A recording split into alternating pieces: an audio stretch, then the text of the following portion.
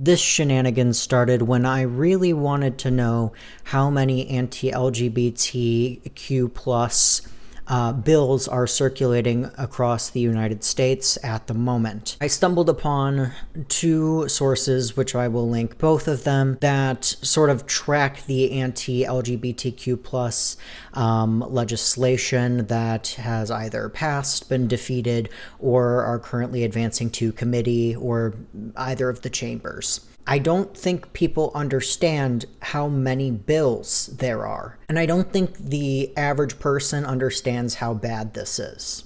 Because, for reference, in 2022, there were about 300 or so-ish bills that were proposed across the United States that were anti-LGBTQ plus legislation. And while only about 9% of them actually passed, that's still 9% too many. And 9% of like 300 or so is a little bit less than 30. With that perspective in mind, that's still a lot of bills that passed. Now, knowing the context of, the record year in 2022 of, bills being introduced that are anti-LGBTQ plus legislation in the United States, it was a record year. With that being said, I have come to the conclusion that there is somewhere close to, for the 2023 legislation period, 500 or so, give or take, bills that have been introduced to states across the United States and even on a federal basis at large that attack the LGBTQ plus community. And we are in March. It is March, and we have surpassed the record high, once again I add, anti-LGBTQ plus bills that were proposed in the entirety of 2022. So please forgive me if I make a joke or two, because I'm about to lose my fucking mind. This was not good for my mental health, but I've done it anyways. I spent hours looking at a godforsaken spreadsheet, so heed my fucking warning. The two sources that I used on my original hunt, or that I stumbled across, is the one LGBTQ plus legislation tracking page that the ACLU has, and I will link that because I personally believe that one is easier to navigate. The second source I used was a Google spreadsheet created by Allison Chapman, who is a legislative researcher. She's also compiling all of these anti-LGBTQ plus legislations across the United States. Unfortunately, looking through both of these sources, neither of the sources have the same amount of bills. While both are being continuously updated, when I was looking at the ACLU source, it would be missing some bills from the spreadsheet, and while I was looking at the spreadsheet, it would be missing some bills from the ACLU tracker. I went through and audited. I coped with this by auditing a fucking spreadsheet. No, I'm not doing okay. But anyways, due to my painstaking auditing of the godforsaken spreadsheet, I made a copy of Allison's spreadsheet and I audited the shit out of it. I annotated the shit out of it as well. I'm losing my goddamn mind. And I have just made a monstrosity of a spreadsheet that I have been using to compile information. And I have come to the conclusion that there are more than 500 anti-LGBTQ plus bills circulating the United States at the moment. These numbers may not be 100% accurate, but they are within the realm of accuracy because, my vision started swimming after hours of staring at a spreadsheet, so do forgive me. In fact, as of today, the House has voted yes on the federal Parents' Bill of Rights Act, which is just a bunch of don't say gay, forced outing nonsense. I will hope that the Senate is going to kill that bill right where it stands, but I don't trust Democrats at the moment, so I'm not going to get comfortable. And the reason why I realized my sources were not entirely in agreement with one another in terms of how many bills there are is because I noticed on the ACLU tracker, it said that Illinois had 0 anti-LGBTQ bills introduced, which is wrong. Illinois had 2. One of them was an anti-trans bathroom bill. The other one was an anti-trans sports ban. Neither of them have made it to either one of the chambers at this point. One of them is an assignment and the other has been sent to a committee. So it's not really moving along very fast, and I don't think J.B. Pritzker is going to sign on either of them. But this is a good reminder that if you think you're in a safe state, no, you're not. Because even if J.B. Pritzker vetoes either of these bills, if they get that far, as long as there's a 3/5 majority that votes on it again and says yes, it gets passed.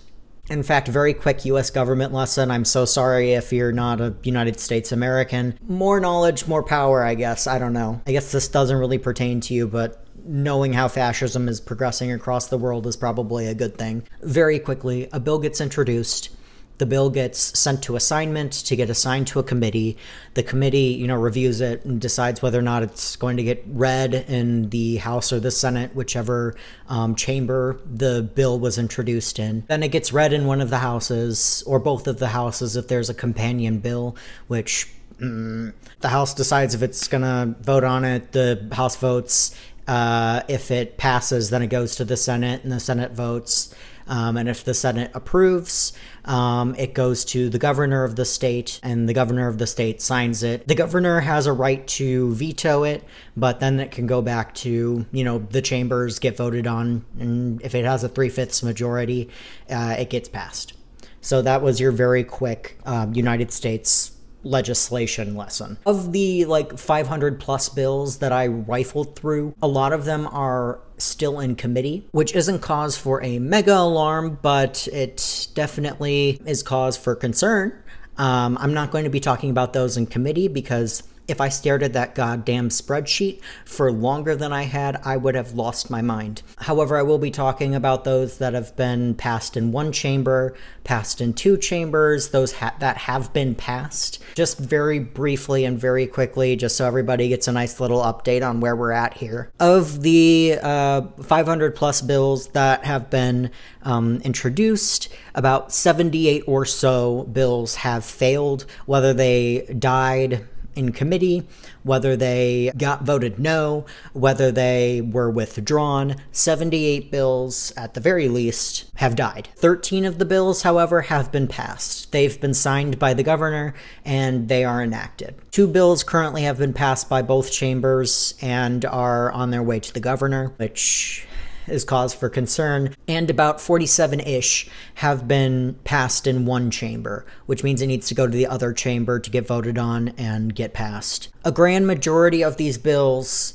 are anti-trans. There are some bills that are targeting just LGBTQ plus people as a whole, like the one in Tennessee where there's an attempt to ban same-sex marriage or allow discrimination or something of the like. Of the bills that I rifled through, 134 of them were gender-affirming care bans. And I use the term ban loosely. It either means ban or it means that they upped the requirements by quite a lot. They've limited and made more requirements to get said gender-affirming care to the point where it's almost impossible to do so. It's already hard to get gender-affirming care, but they've just made it 10 times harder to do so. And a lot of these are specifically targeted towards minors and the concept of puberty blockers. 44 of them were drag bans. 103 of them were either, don't say gay type of bills or forced outing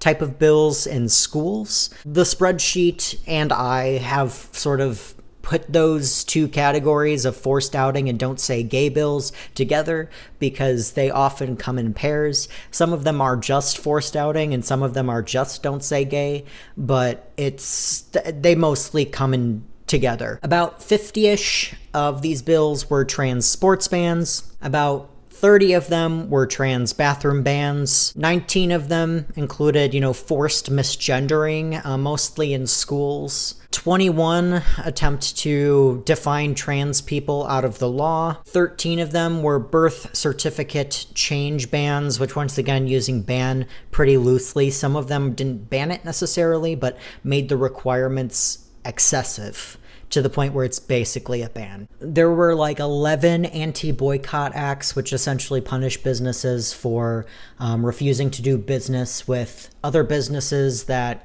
can be considered homophobic, transphobic, etc. I have about 87 other bills labeled as other. And this included shit like a lot of bills that are anti-critical race theory, also are speaking about gender and class as well. And so a lot of those bills ended up on these trackers. So that's in the other category. There's also diversity inclusion bills, book bans, legalized discrimination against LGBTQ plus people, which usually come in the form of religious rights acts. Of the bills that have passed, there has been 1 trans sports ban in Wyoming. There have been 6 gender-affirming care bans in Arkansas, Mississippi, South Dakota, Tennessee, Utah, and West Virginia. There have been 2 drag bans in Arkansas and Tennessee. There have been 2 Don't Say Gay forced outing bills in Arkansas and Tennessee. There has been 1 trans bathroom ban in Arkansas. And then in West Virginia, they passed a Religious Rights Act, which basically legalizes discrimination against queer people. So basically, fuck Arkansas. Those motherfuckers went insane as soon as 2023 started. They passed like a shit ton of bills. And there's more. By golly, there's more. I'm losing my fucking mind.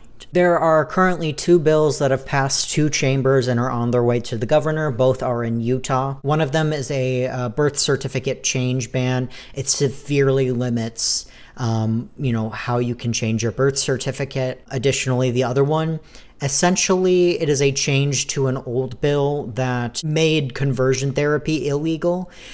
This change that they've made essentially makes talking therapy, conversion therapy legal. The torture stuff is still illegal, but now you can conversion therapy your child through talking therapy. Or I guess not yet, because the governor hasn't signed it yet, but I don't really trust that governor not to sign it. So of the bills that have passed at least 1 chamber, there were 6 that were for trans bathroom bans for Arizona, Arkansas, Idaho, and 3 bills in North Dakota. We didn't need 3 of them, okay? And I will say, just to lighten up the mood, apparently one of them references furries in it. So I thought that was a little silly. I'm just trying to find something to make me not lose it. There was 1 in Arizona that essentially bans trans people from working in shelters. 6 drag ban bills, 2 of them in Arizona, 1 in Idaho, 1 in Montana, North Dakota, and Tennessee. There are 8 Don't Say Gay and or forced outing bills that have passed 1 chamber. In Arizona, 2 in Idaho, 1 in Indiana. Once again, 3 in North Dakota. I don't think North Dakotans are okay. They are not all right. I will say, though, that one of the things I did not check for was companion bills, which is essentially when the Senate and the House both introduce a bill with pretty much the exact same wording. I did not take those into account. There are definitely some companion bills there. They might add to the bulk of the bills, I will say. Of the 3 that North Dakota have right now for the Don't Say Gay forced outing, I think 2 of them are companion bills to each other. And South Carolina.